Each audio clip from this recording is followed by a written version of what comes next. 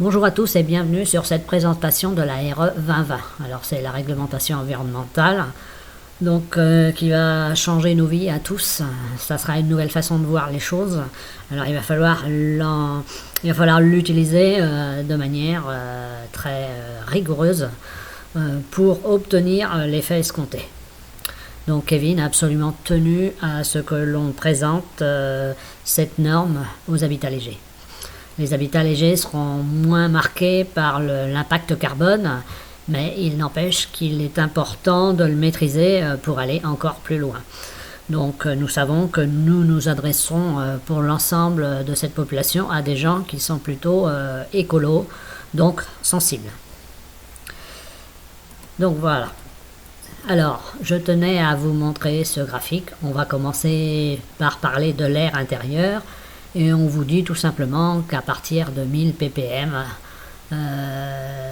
l'air n'est plus respirable, qu'il est absolument nécessaire de bien ventiler ces habitations. Donc ça, on connaissait. Donc quand on dit 1000 ppm, à quoi ça correspond? Ça veut dire 1000 points par million. Alors, on parle ici de la composition de l'air, dont ces particules primaires représente 1 million de particules, et lorsqu'on a 1000 particules de carbone, ça devient irrespirable, donc problème de santé. Voilà. Donc pour vos intérieurs, n'oubliez pas de ventiler, et rappelez-vous que ce seuil de 1000 ppm est quand même un seuil dramatique. Donc nous allons voir aujourd'hui cette quantité dans l'air ambiant. Alors aujourd'hui, nous sommes à 410 ppm dans l'atmosphère classique à l'extérieur.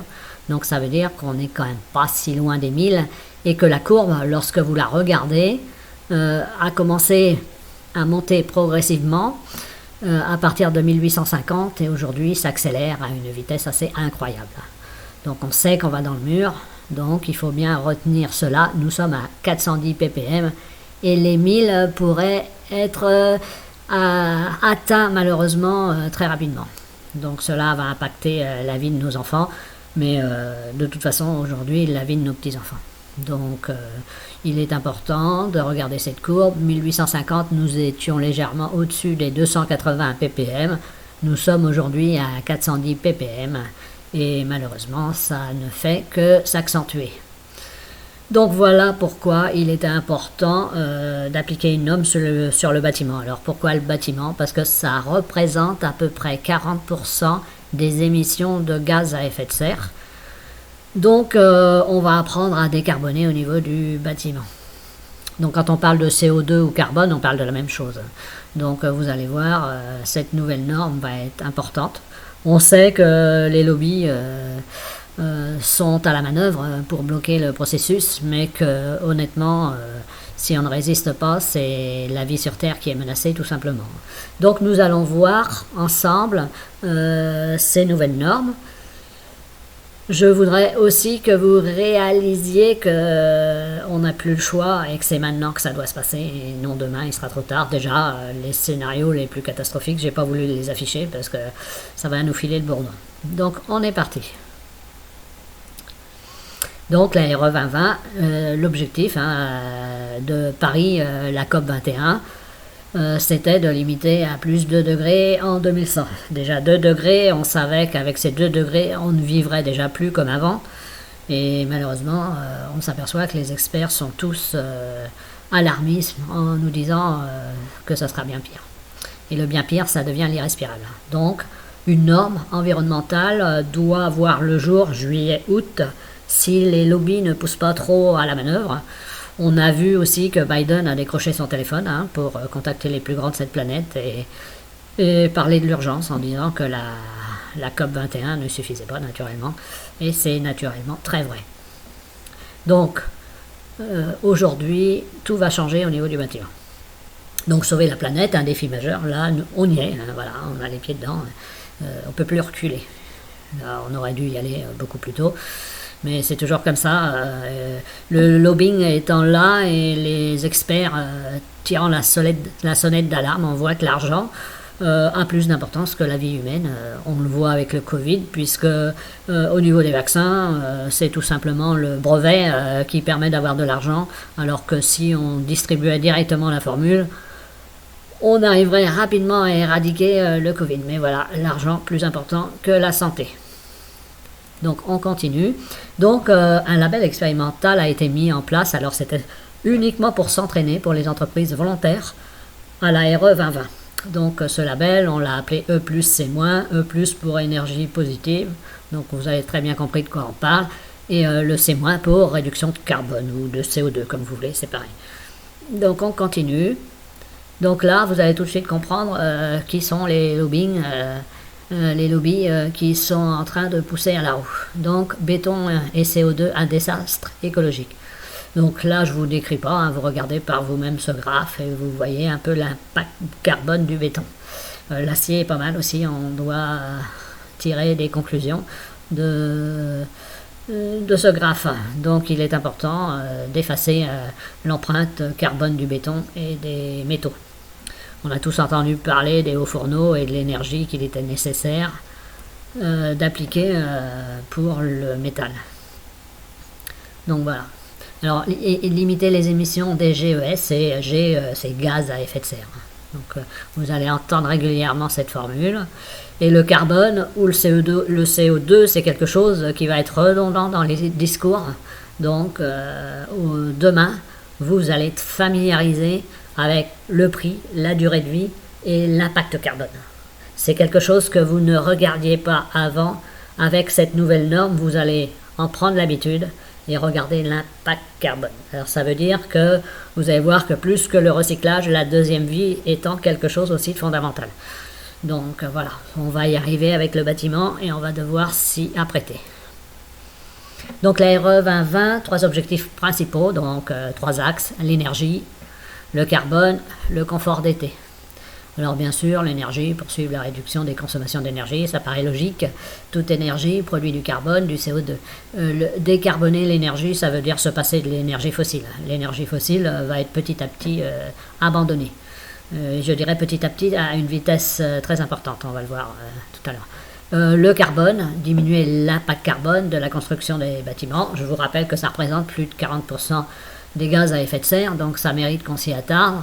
Et forcément limiter aussi l'impact carbone des matériaux de construction. Donc on a l'énergie qui produit du carbone, mais aussi les matériaux de construction. Le confort d'été. Alors ça, je me suis demandé pourquoi ils mettent le confort d'été, et j'ai vite compris en fait. Ils vont imposer un confort d'été parce que au moment de la canicule, les gens... on a vu l'effet surtout dans le sud parce qu'ils ont plus chaud que chez nous en Bretagne, donc vont acheter des clims à tout va et l'impact carbone est important. Donc vous allez voir que le confort d'été, c'est quelque chose qui va être pris en compte et qui peut changer fondamentalement la construction. Alors, la RE 2020, une application progressive en 2021, c'est timide encore, c'est juste pour que chacun prenne en main les outils de calcul du carbone, du CO2 que va impacter le logement. En même temps, ça va préparer, puisque le transport représente 33% des émissions à effet de serre, ça va préparer les mentalités aux futures normes qui vont bien sûr frapper le transport. Et ça n'aurait aucun sens aujourd'hui de se battre sur le logement si on ne se battait pas sur le transport. Donc 2021, 2024, 2027, 2030. Donc 1, 2, 3, 4 paliers.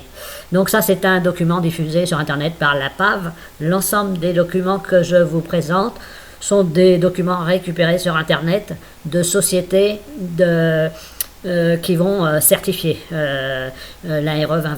Donc on peut leur faire confiance. Naturellement, ils n'ont pas encore toutes les données. Il y aura des données de dernière minute, en plus ou en moins.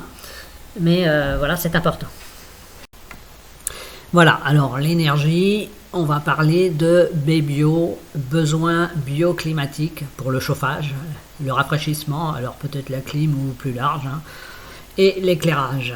Donc ça, il va falloir se familiariser avec ce BBio.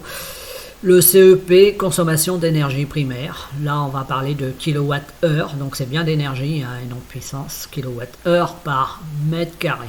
Alors moi j'aurais pensé que ça aurait été par mètre cube, puisque le volume, le chauffage dépend du volume et non de la surface.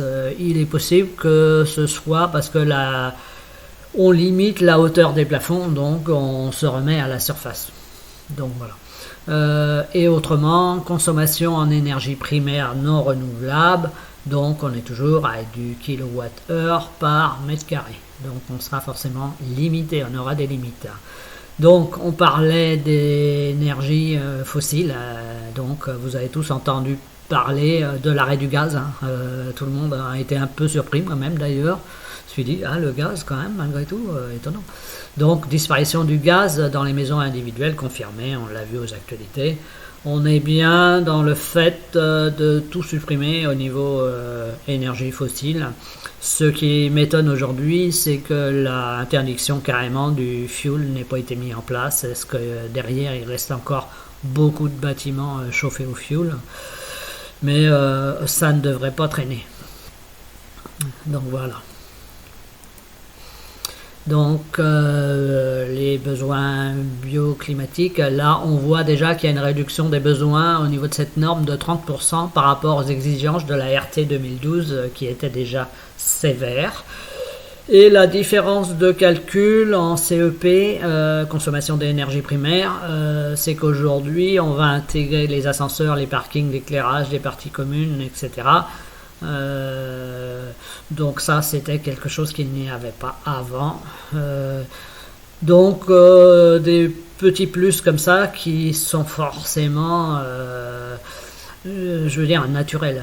Ça fait partie. Toute forme d'énergie, que ce soit dans les parties communes ou autres, vont produire du carbone. L'impact carbone va être impacté. Bon, autrement, là on parle des CEP sur SHAB, ça veut dire surface habitable. Ouais, là, je suis étonné qu'encore on lit ça, la surface habitable, à partir du moment où une surface est chauffée. Bon, pourquoi pas, c'est comme ça. Donc on va continuer. Alors voilà, le carbone, donc là c'est le plus. IC énergie, c'est l'impact carbone lié aux consommations d'énergie. Donc on va parler en kilogrammes de CO2 par mètre carré. Rappelez-vous, on fonctionne par mètre carré. Et l'IC composant, forcément, ce sont tous les matériaux, les équipements. Le béton en fait partie, le fer aussi, et il faudra bien faire des efforts. Et donc le composant, on va parler toujours de kilogrammes de CO2 par mètre carré. Le confort d'été, on va parler de degrés heure. Alors c'est un calcul qui va sortir d'un logiciel, un logiciel commun que tout le monde va utiliser en rentrant à la fois des données techniques du bâtiment et en utilisant les données climatiques existantes. Donc on va voir les limites, l'acceptable pour considérer être en zone de confort. Alors, l'impact on l'a vu, des produits, donc on parle de cycle de vie. Donc la base, forcément, l'extraction, la plupart des choses, ce sont des minerais, il faut les extraire. La production, c'est la fabrication usine. Le transport, logique, les matériaux, il faut bien les vendre, les déplacer. Et construction, puisque nous, les matériaux dont on parle, ce sont des matériaux faits pour la construction, donc il y a encore un impact carbone au niveau de la construction et de l'exploitation. Quand vous chauffez votre maison, il y a aussi un impact carbone. Et à la fin, le recyclage, la fin de vie, démolition, et surtout quand on pourra le faire la deuxième vie, qui est encore moins carbonée que la démolition et la déconstruction ou le recyclage. Donc tout ce cycle de vie sera calculé pour les matériaux. Donc on prendra tout en compte. Alors il y a des bonnes nouvelles, puisque la période d'étude de référence est de 50 ans. Ça veut dire qu'on considère que notre bâtiment doit être bien fonctionnel pendant ces 50 ans-là, et que si on a un impact carbone sur un matériau qui ne dure que 25 ans, il faudra multiplier par 2 cet impact carbone. Et si on a un matériau qui a une durée de vie de 10 ans, il faudra multiplier par 5 son impact carbone. Voilà, tout sera basé sur ces 50 ans. Alors ça, c'est aussi une bonne nouvelle, ça veut dire que les matériaux de pacotille qui ne tiennent pas la route, ils vont devoir aujourd'hui faire de la qualité pour augmenter la durée de vie. Donc ça, c'est une très bonne nouvelle. La deuxième bonne nouvelle, c'est que le transport, quand les matériaux sont lourds et que ceux-ci traversent la planète, ça va impacter lourdement le produit sur la construction. Donc l'impact carbone sera élevé. Donc ça, c'est aussi une bonne nouvelle parce que on voit bien ces cargos avec ces conteneurs à tout va. Quand on déplace de l'électronique, ça va, mais quand on déplace des matériaux très lourds, ça devient quand même un peu problématique. Donc voilà, le cycle de vie, tout l'ensemble de l'impact carbone, que ce soit de la fabrication, de l'utilisation et du recyclage, va être pris en compte. Et là, c'est une nouveauté. Donc on peut imaginer que demain, ça sera quand même difficile de ne pas produire en local des matériaux très lourds. Ça, c'est une très très très bonne nouvelle. Donc on va passer à la suite. Alors, les données individuelles. Alors, INIS, on dit. Je suis pas allé voir parce que j'y étais allé une époque, c'était pas encore accessible. Je suppose qu'aujourd'hui c'est accessible. Donc, ce sont les fiches individuelles. Bon, alors, on les appelle les FDES, fiches individuelles, environnementales et sanitaires. C'est ça qui va nous renseigner, nous, sur notre impact carbone. Donc, pour les calculs, il faudra aller consulter cette base. Alors, pour l'instant, moi, je ne l'ai pas fait avec Kevin. Nous, on avait déjà les chiffres sur Internet des équipements solaires. Donc, Kevin a pu quand même commencer à décarboner bien avant l'application de cette norme. Donc, on va vous montrer l'art et la manière de le faire finalement, parce qu'il y a plusieurs façons de le faire sans avoir ces données. Aujourd'hui, ces données seront mises à disposition, je suppose, de tout le monde. Elles le sont peut-être, hein, je suis pas allé revoir si elles étaient disponibles, parce qu'à l'époque, elles étaient en cours. Donc, voilà. Donc, il y aura des fiches individuelles et des fiches collectives. Individuelles, quand vous avez un matériau comme par exemple le béton, donc c'est individuel. Quand vous allez avoir une climatisation, l'ensemble de ces composants, c'est quand même plus compliqué. Donc, ça sera des fiches collectives. Donc, voilà. Il faudra vous familiariser avec ces bases de données. Nous-mêmes, ce n'est pas parce qu'on ne fera pas des calculs, nous ne sommes pas architectes, que nous ne devons pas avoir accès à ces données pour préparer naturellement, ou même si on a un logement et qu'on doit faire des travaux, on ne sera pas obligé d'appliquer la RE 2020, mais malgré tout, on peut tendre vers une amélioration décarbonée. C'est important. Donc, c'est un peu pour ça que même l'habitat léger, Kevin travaille pour les habitats légers, vente et location, Alternative Ways. Là, les gens sont déjà sensibilisés puisque les habitats légers ont un impact très faible au niveau carbone. Donc, nous sommes sur des matériaux qui sont intéressants et en plus l'impact au sol, il n'y en a pas. Donc eux ont un avantage, mais ce n'est pas parce qu'ils ont un avantage qu'ils ne veulent pas rentrer sur les futurs projets, aller encore plus loin. Pour certains, ça sera difficile parce qu'ils partiront sur des bases béton. Là, c'est plus compliqué pour eux. Pour l'habitat léger, non, il n'y a pas de souci. Mais malgré tout, il faut faire l'effort d'améliorer. Je vous rappelle que c'est la vie qui est en jeu. Donc on va parler des modes de chauffage, hein. Forcément le fuel, je ne sais pas s'il en reste beaucoup, j'avoue que je n'ai pas travaillé sur le sujet. Normalement les coûts ont fait que les gens ont lâché un peu prise et sont passés plutôt sur les poêles à bois, hein. On l'a vu, hein, une grosse vente de poêles à bois.